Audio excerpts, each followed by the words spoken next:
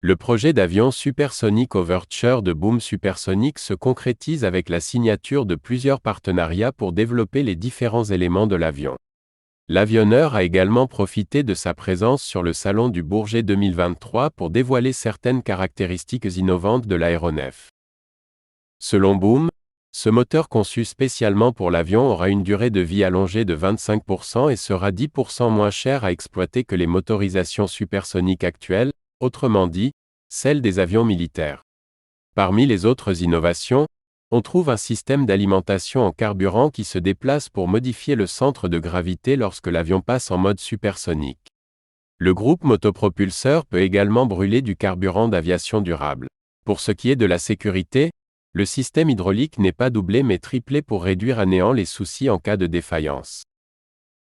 L'architecture particulière des ailes en composite permet de posséder de bonnes performances dans tous les modes de vol, tout en conservant la maniabilité.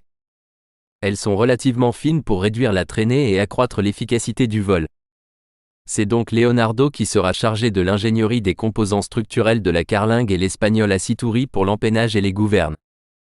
Ces caractéristiques et la signature de ces partenariats viennent montrer que l'avion supersonique de Boom Supersonic pourrait effectivement prendre la relève du Concorde. L'avionneur ambitionne de réaliser ses premiers essais dès 2027 pour des vols commerciaux à l'issue d'une certification prévue pour 2029.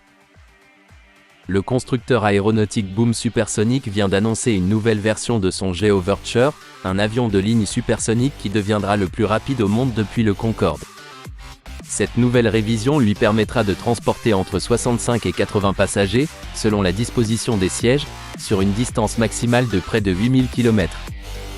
Selon Boom Supersonic, il devrait être capable de relier Seattle à Tokyo en seulement 4h30 au lieu de 10 actuellement, et New York à Londres en 3h30 au lieu de 7.